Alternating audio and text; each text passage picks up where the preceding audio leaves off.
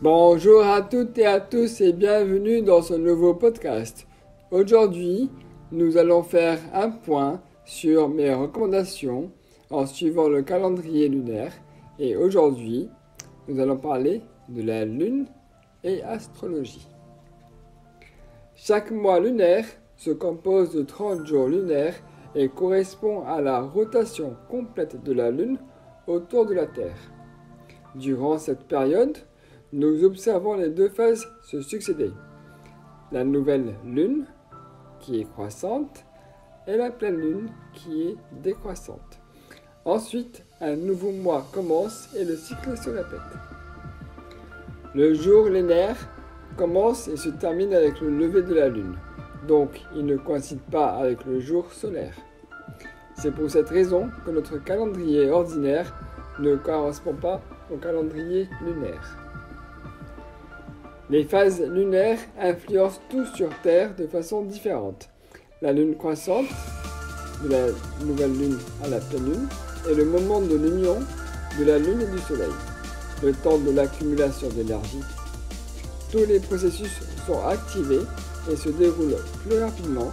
Toute activité est favorable et conduit à de bons résultats.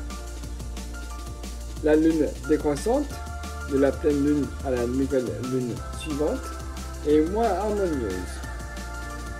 Confrontation des planètes, perte d'énergie, tension et diminution de la capacité de travail. La nouvelle lune est optimale à l'élaboration de plans futurs. Pourquoi avons-nous besoin d'un calendrier lunaire ?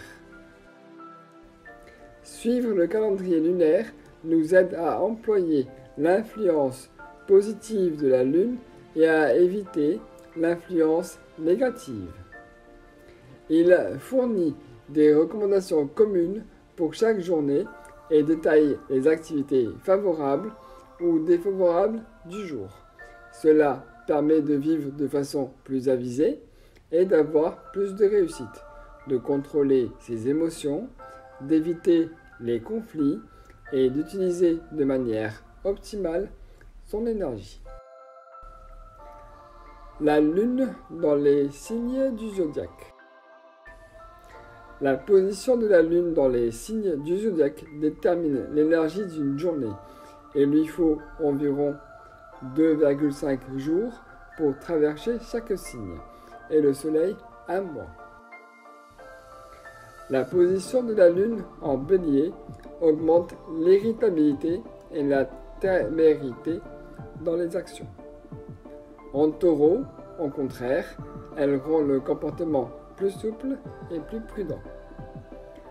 La lune en gémeaux s'active, accélère la réflexion, améliore les aptitudes à la communication et sa position en cancer rend les gens plus émotifs et vulnérables.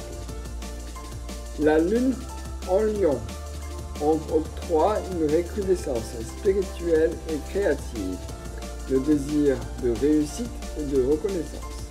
Le signe de la Vierge rend les gens plus pragmatiques, lisibles et parfois mesquins. La Balance éveille le besoin d'harmonie avec vous-même et avec les autres.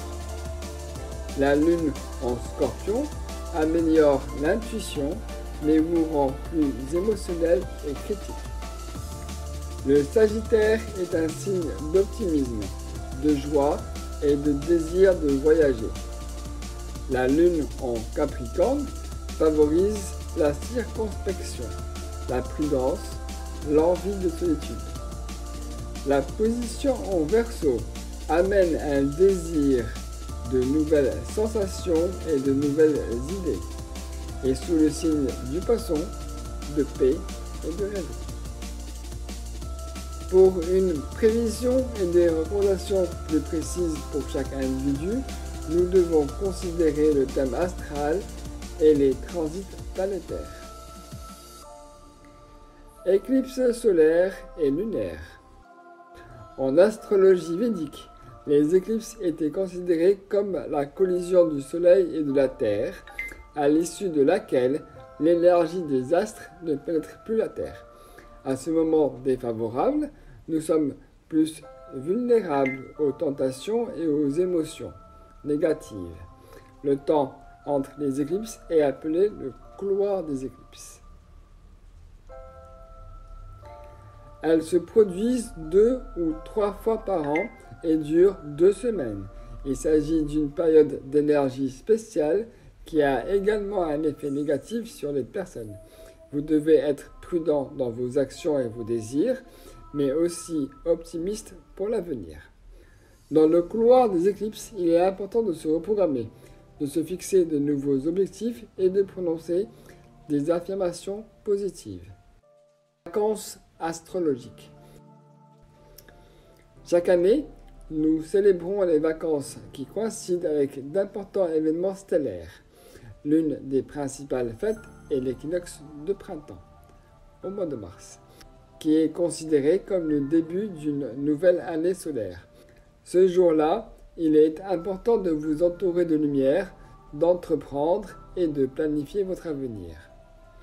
La deuxième fête est le solstice d'été, au mois de juin, l'apogée des beaux jours de la nature, où vous pouvez recharger vos batteries en énergie et en force pour l'avenir.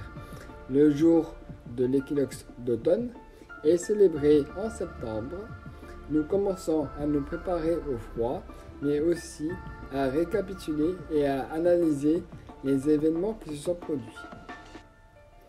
Le jour du solstice d'hiver, en décembre donc, lorsque les jours commencent à s'allonger et que tous les êtres vivants entrent dans un nouveau cycle de vie.